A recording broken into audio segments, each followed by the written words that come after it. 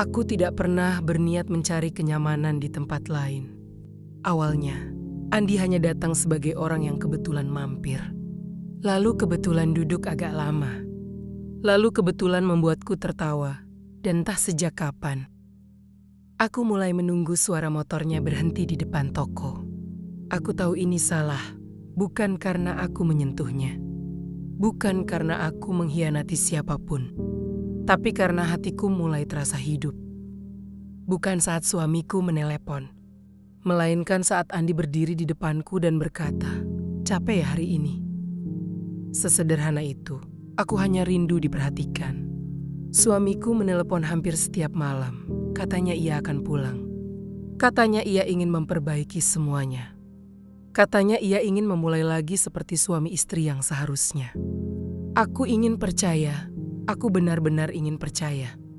Karena kalau tidak percaya, lalu apa arti 3 tahun yang sudah kulewati? Aku mulai membayangkan ia pulang. Kami makan bersama. Kami tertawa lagi.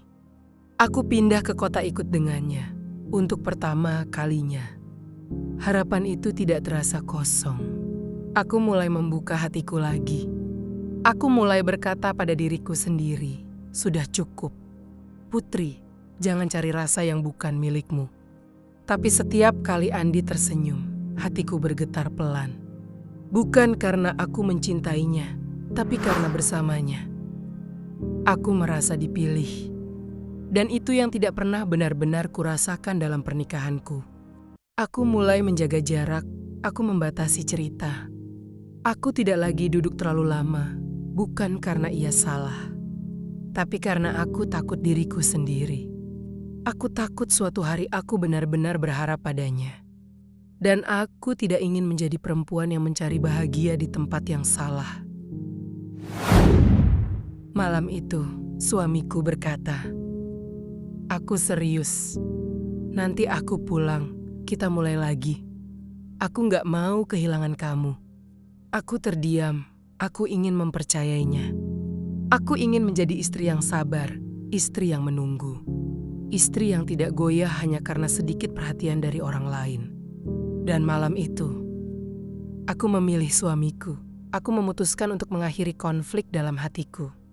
Aku ingin setia bukan hanya dalam tindakan, tapi juga dalam perasaan. Aku ingin pulang sepenuhnya, tanpa Andi di sudut pikiranku, tanpa rasa bersalah yang diam-diam tumbuh. Aku ingin menyelamatkan pernikahanku karena aku masih percaya bahwa mungkin saja yang salah bukan takdirnya, hanya waktunya. Hari itu aku datang ke rumah ibu mertua membawa bingkisan kecil. Tidak mahal, hanya kue dan sedikit buah. Aku rasa ini adalah waktu yang tepat untuk aku memperbaiki semuanya. Aku tidak ingin terlihat mencari muka. Aku hanya ingin terlihat berusaha.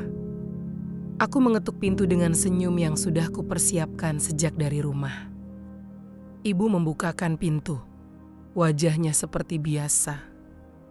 Datar, tidak marah, tidak ramah.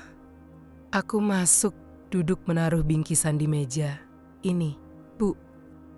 "Cuma sedikit." Beliau mengangguk pelan. "Tidak usah repot-repot."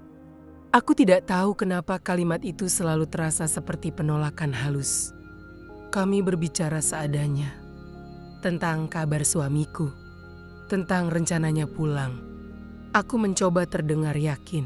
"Iya, Bu," katanya mau mulai lagi dari awal. Ibu hanya tersenyum tipis. Senyum yang sulit kuterjemahkan.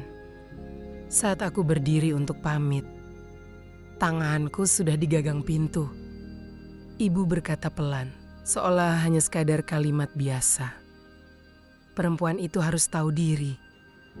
Kalau merasa tidak mampu membahagiakan suami, jangan memaksa bertahan. Aku membeku. Kalimat itu tidak keras. Tidak tinggi nadanya. Tapi seperti ada sesuatu yang diselipkan di dalamnya. Aku menoleh pelan. "Ibu maksudnya apa?" Beliau tidak menjawab langsung. Hanya berkata, "Kadang yang terbaik itu bukan yang dipertahankan, tapi yang dilepaskan dengan ikhlas. Aku tersenyum tipis, pamit keluar. Tapi langkahku terasa berat di perjalanan pulang. Kata-kata itu terus berputar di kepalaku. Tidak mampu membahagiakan suami. Apakah aku gagal? Atau apakah ada sesuatu yang belum ku ketahui? Kalimat itu terasa seperti pesan yang tidak selesai. Seperti ada keputusan yang sudah dibicarakan tanpa kehadiranku.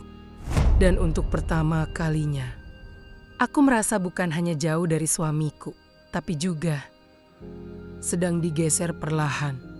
Tanpa diberitahu, aku ingin menepis perasaan itu. Mungkin aku terlalu sensitif. Mungkin ibu hanya berbicara umum. Tapi kenapa tatapannya tadi terasa seperti seseorang yang sudah tahu sesuatu yang belum ku ketahui?